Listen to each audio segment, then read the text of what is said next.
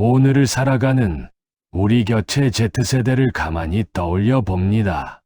인류 역사상 가장 풍족한 시대에 태어났지만 역설적으로 가장 힘이 없습니다. 늘 피곤하고 의욕은 증발했으며 먹어도 채워지지 않는 허기에 시달립니다. 단순히 의지가 약해서일까요? 아니요. 당신의 세포는 지금 간절한 신호를 보내고 있습니다. 당신은 오늘 충분히 먹었습니까?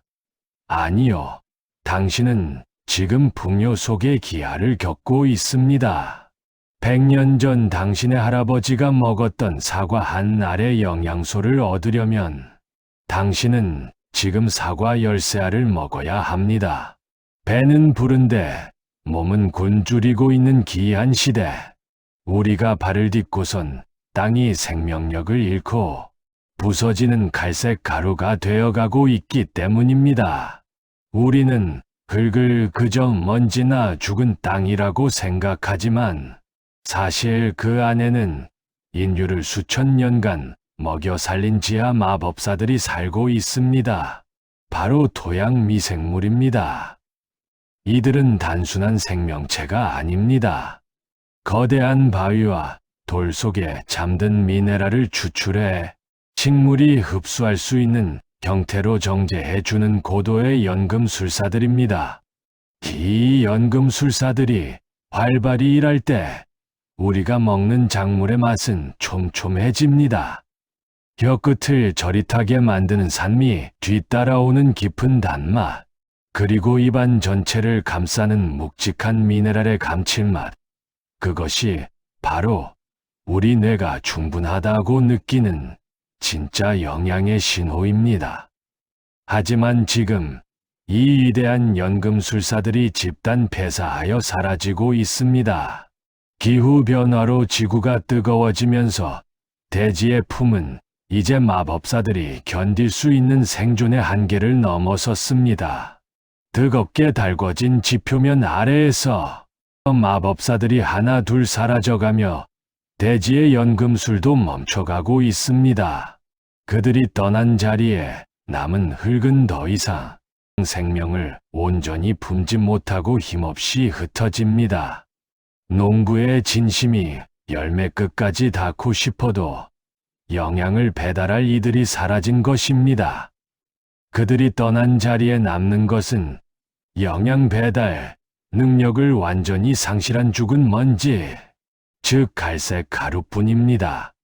이제 작물들은 굶주리고 있습니다. 지배원이 사라진 흙에서 작물은 미네랄 대신 물과 탄수화물로만 덩치를 불립니다.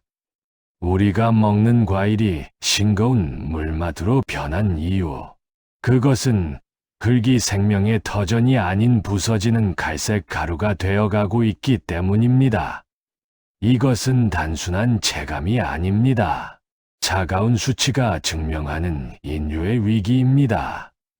1900년대 초반과 비교했을 때 전 세계 농경지의 토양 유기물 함량은 적게는 50%, 많게는 70% 이상 급감했습니다. 우리가 마주하는 열매들은 농부의 지극한 정성과 땀방울이 가득 담겨 있음에도 불구하고 지난 100년간 전 세계 토양 유기물 함량은 70% 가까이 급감했습니다. 흙 속의 연금술사가 사라지면서 땅의 힘이 약해지니 영양의 밀도가 예전처럼 촘촘하게 채워지지 못한 채 우리 곁에 머물고 있습니다. 뜨거워진 기후와 생명력을 잃은 땅의 힘이 열매 끝까지 온전히 전달되지 못하는 안타까운 기록입니다. 우리 모두의 삶을 지탱하는 저 광활한 대지를 보십시오.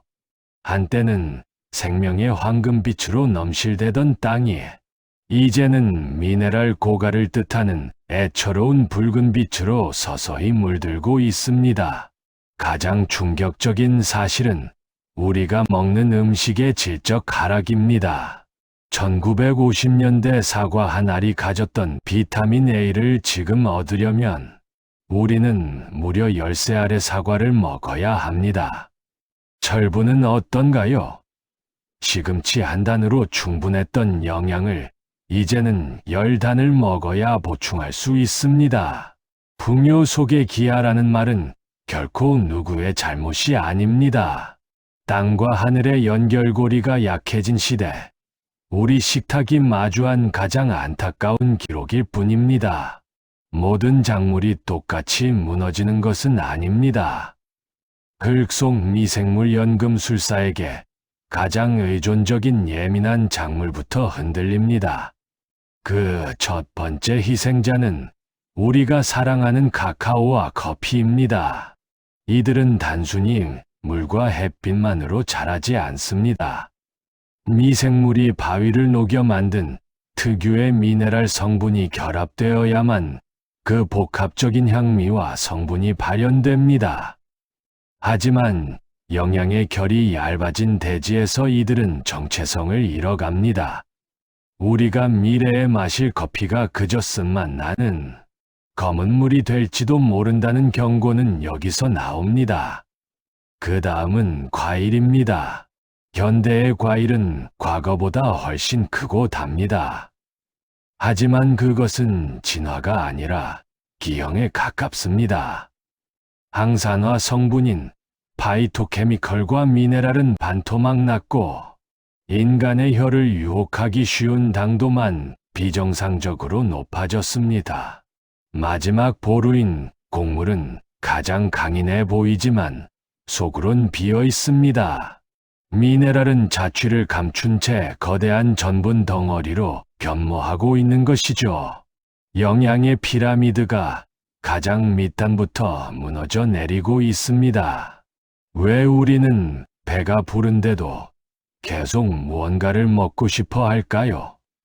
범인은 곡물의 전분 함정에 있습니다.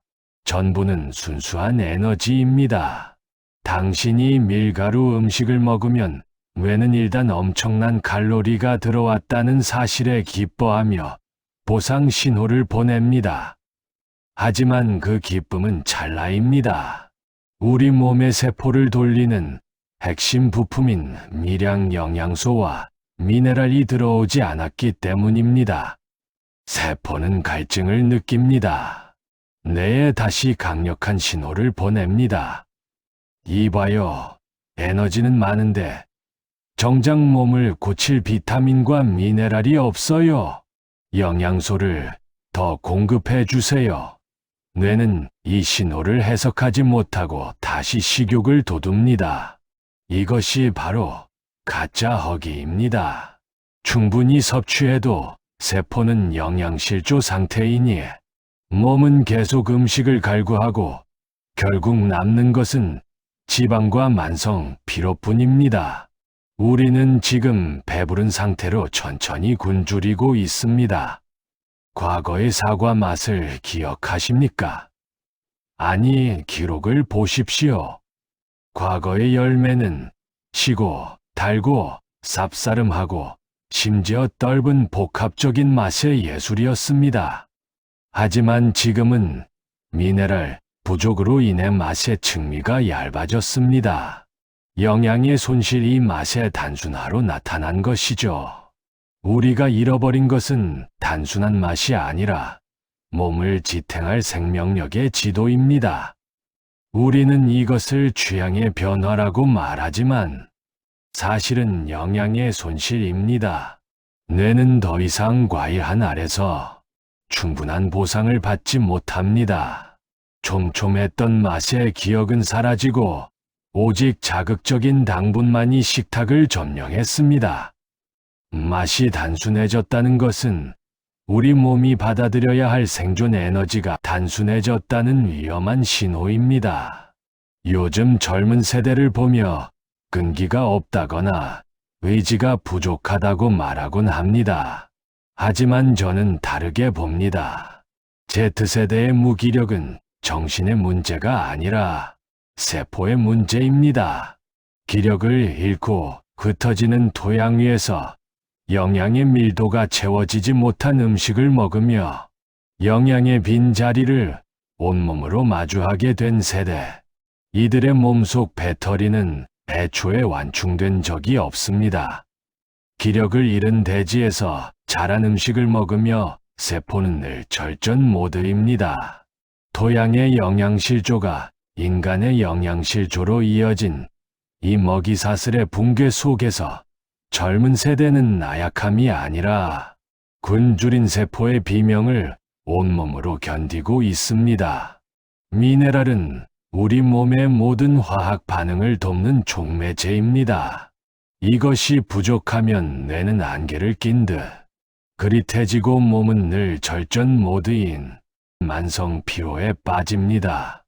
염증성 질환과 우울감이 폭발적으로 증가하는 현상 역시 이 영양의 공백과 닿아 있습니다. 토양이 영양실조에 걸리니 작물이 영양실조에 걸리고 결국 그것을 먹는 인간이 영양실조에 걸리는 거대한 먹이사슬의 붕괴. Z세대는 그 붕괴의 전선에 가장 앞장서 있는 피해자들입니다. 그들의 무기력은 나약함이 아니라 굶주린 세포가 보내는 조용한 비명입니다. 희망은 어디에 있을까요? 거창한 기술이 아닙니다. 바로 우리 발밑에 지하 마법사들을 다시 깨우는 것입니다. 그것은 대지의 품을 더 넓게 열어주는 일입니다. 다양한 식물들을 한데 어우러지게 심어 지하 마법사들이 마음껏 뛰놀 수 있는 풍요로운 숲을 흙 속에 만들어주는 일입니다.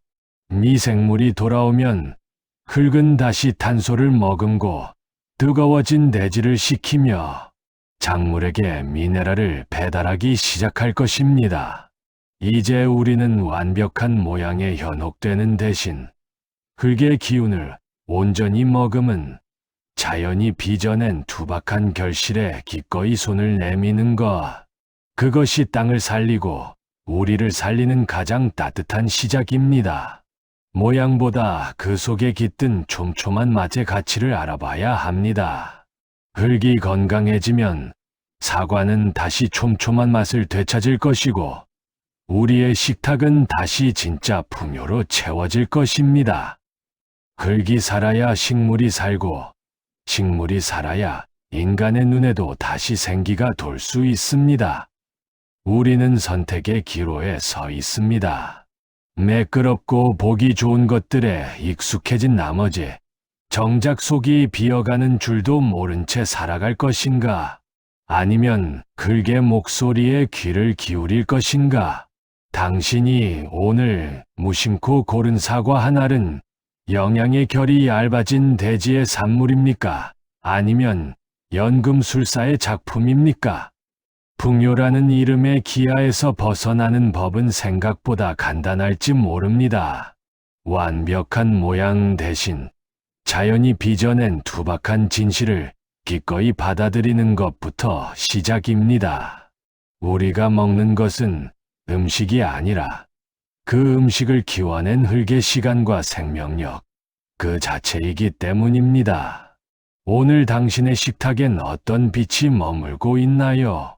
마지막으로 여러분께 묻고 싶습니다. 당신은 마지막으로 흙을 만져본 게 언제인가요? 우리는 흔히 잊고 살지만 인류의 시작은 결국 흙이었습니다. 우리 몸을 구성하는 칼슘, 철분, 미네랄 하나하나까지 사실은 저 깊은 곳. 지하 마법사들이 수만 년 동안 바위를 녹이고 생명을 불어넣어 만든 연금술의 조각들입니다. 우리의 뼈와 피는 그들이 빚어낸 흙의 결정체이며 그들 없이는 단 한순간도 존재할 수 없는 운명 공동체인 셈이죠. 이제 우리는 기력을 잃어가는 흙에서 외롭게 고군분투하는 마법사들에게 다시 관심을 주어야 합니다. 너무나 매끄럽고 깨끗한 도시의 시멘트 위에서 그들과 멀어질수록 우리의 몸과 영혼도 함께 메말라가고 있었는지 모릅니다. 거창한 운동이 아니어도 좋습니다. 길가의 빈 작은 불꽃 아래의 흙을 가만히 들여다보세요. 화분의 흙을 맨손으로 꾹꾹 눌러보며 그들의 숨결을 느껴보세요. 차가운 스마트폰 액정 대신 따뜻하고 투박한 흙의 촉감을 다시 감각하는 것. 그 작은 관심이 죽어가는 흙을 다시 생명의 터전으로 되돌리는 첫걸음이 됩니다. 우리는 흙에서 탄생했고 결국 흙으로 돌아갈 여행자들입니다. 그 여행길이 물맛처럼 싱거운 결핍이 아니라 지하 마법사들이 차려준 촘촘한 풍요로 가득하기를 바랍니다. 오늘 당신이 만진 그 간줌이 당신의 내일을 다시 채워줄 것입니다.